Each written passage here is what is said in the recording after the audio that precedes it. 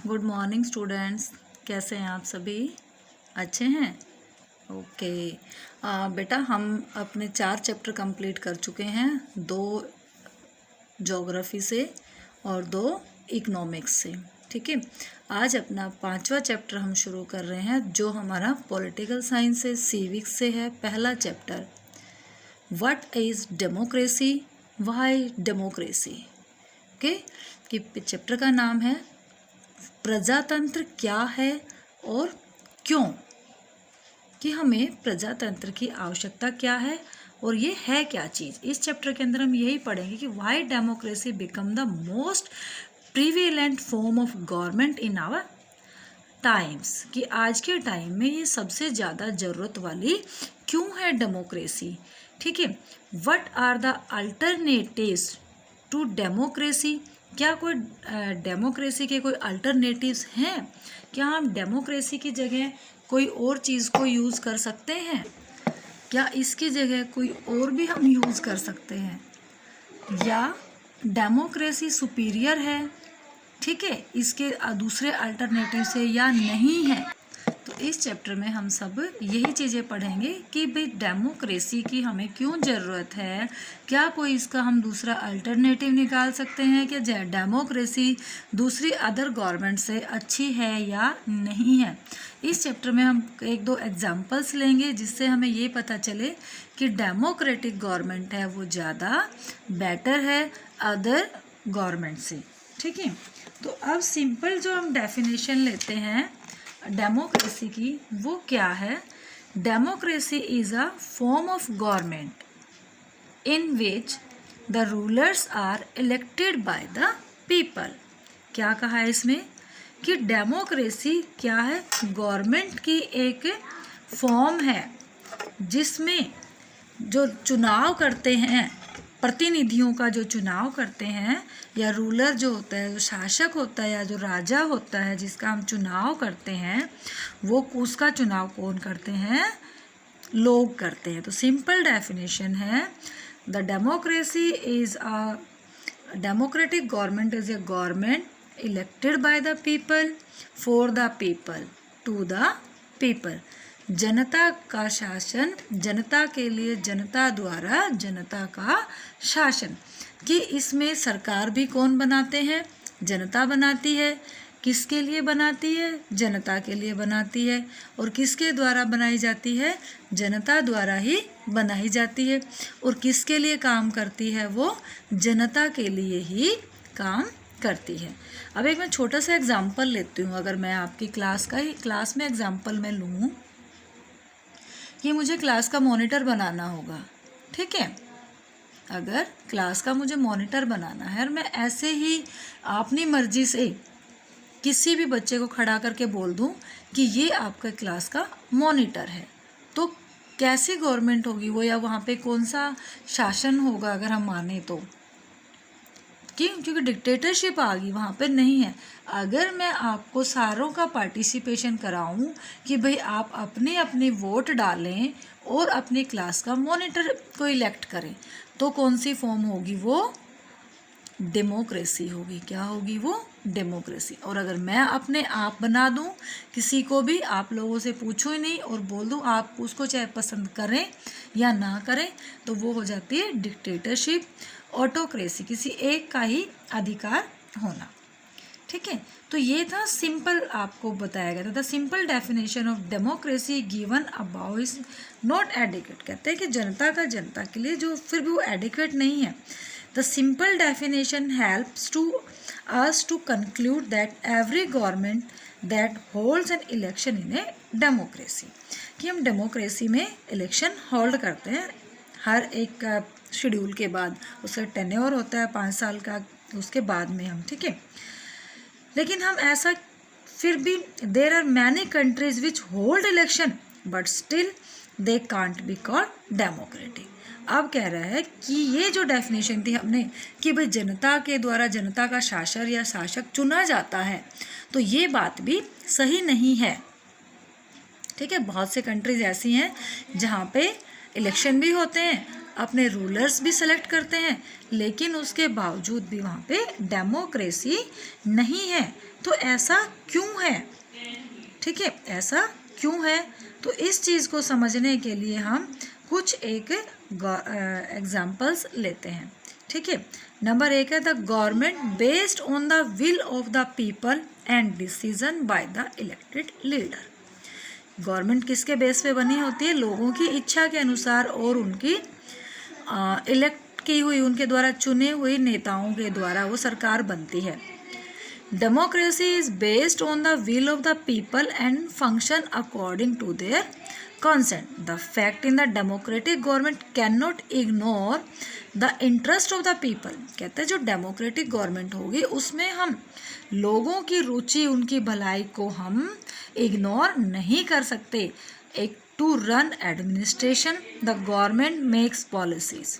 अगर हमें अपने शासन को सही ढंग से चलाना है तो हम डेमोक्रेसी में क्या करते हैं कि पॉलिसीज बनाते हैं, प्रावधान बनाते हैं, नियम कानून बनाते हैं and plans keeping in mind people interest and the representative elected by the people pay due respect to the wishes of the people. और इसमें जो रिप्रेजेंटेटिव होते हैं, जो इलेक्टेड बाय द पीपल होते हैं, वो क्या है कि लोगों की इच्छा के प्रति उनको अपना आदर दिखाना चाहिए। ठीक है, कि जो गवर्नमेंट होती है उसके जो भी हमारे इलेक्टेड रिप्रेजेंटेटिव होते हैं उनको क्या करना चाहिए, उसमें दिखाना चाहिए अपना इंटरेस्ट की उन्हीं की भलाई में है। बट अगर अदर हैंड्स पे लेते हैं हम डिक्टेटरशिप को, it is based on the will of an individual और group and the government functions according to his wishes. कहते हैं डिक्टेटरशिप जो गवर्नमेंट होती है उसमें क्या होता है डिक्टेटरशिप में कि वो जो कार्य करते हैं वो लोगों की भलाई के लिए नहीं करते बल्कि इंडिविजुअल इंटरेस्ट पे करते हैं काम, अपना सोचकर अपने लिए करते हैं वो, ना कि लोगों की भलाई के लिए। ठीक है, अब आ गया समझ में? The democracy is a form of government in which the ruling power is vested in the hands of the people and the government is answerable to the people. और गवर्नमेंट क्या होती है? लोगों के प्रति जवाबदेही होती है। Who can change it through constitutional means.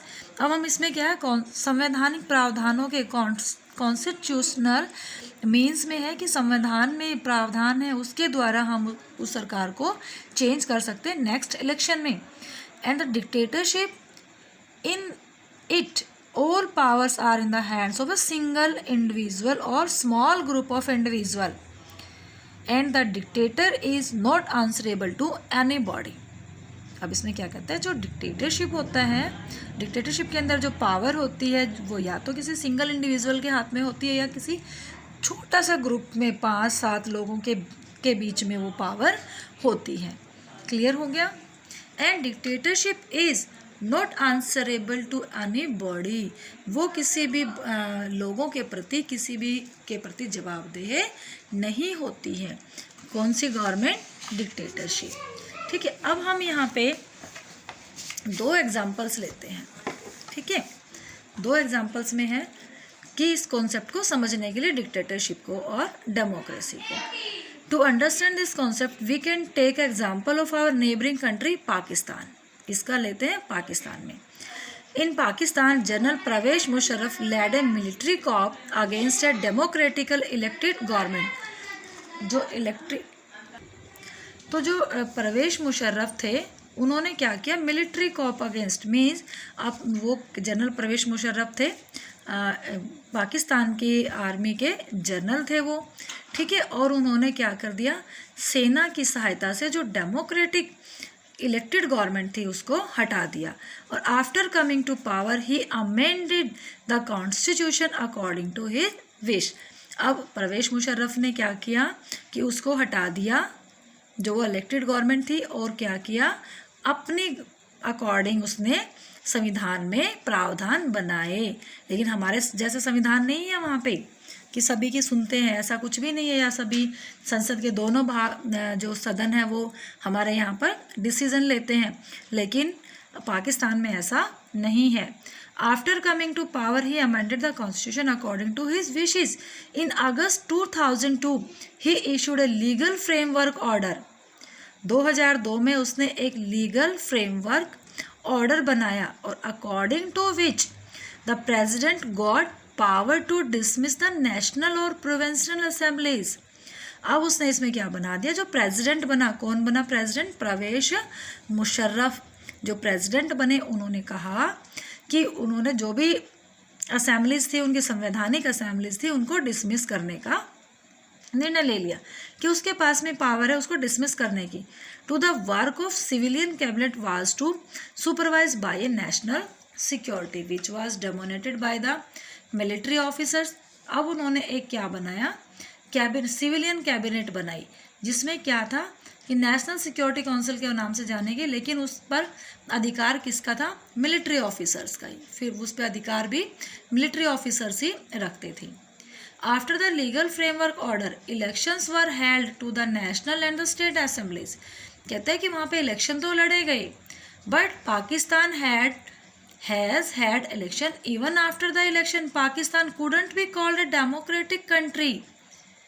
उसके बावजूद भी कह रहा है, इलेक्शन होने के बावजूद भी पाकिस्तान एक डेमोक्रेटिक कंट्री नहीं था। Because the elected ruler were not given the right to take the final decision. क्यों? क्योंकि जो इलेक्टेड पर्सन तो थे, इलेक्शन भी हुए वहाँ पे, लेकिन जो उस इलेक्टेड कॉन्स्टिट्यूशन के जो या पार्लियामेंट के जो मेंबर थे, उनको कोई भी अधिकार नहीं दिए थे। ठीक है, the final decision were in the hands of the general Pervez Musharraf. Final decision किसके हाथ में थे? जनरल परवेज मुशर्रफ के थे। Who was not elected by the people, जबकि वो लोगों के द्वारा चुना गया नहीं था। The so called democratic government in Poland and Iran also not real democratic countries because the real power in the hand of some persons। ठीक है, countries lies in the external hands of the USSR, increase of the Poland and USA in case of Iraq। So these give us the first feature of the democratic country। The final decision making power must be with those who are elected by the people। तो पहले characteristics जो हमारी democracy की हुई वो क्या हुई कि इलेक्टेड गवर्नमेंट तो हो, ये तो है कि उसमें इलेक्शन होने चाहिए, लेकिन जब वो इलेक्शन होते हैं तो पावर भी उसी के हाथों में होनी चाहिए जो लोगों ने चुनकर भेजे हैं, ना कि किसी एक पर्सन के हाथ में। ठीक है, सेकेंड है इसका फ्री एंड फेयर इलेक्शंस, कि इलेक्शन जो हो वो फ्री हो, किसी पर किसी भी तरह का कोई प्रेशर ना हो और फेयर हो, निष्पक्ष हो, किसी की तरह के दंगे फसादी या भेदभाव ना हो, लूटपाट नहीं हो। ठीक है, आज इतना ही, कल हम पढ़ेंगे इलेक्शन इन चाइना।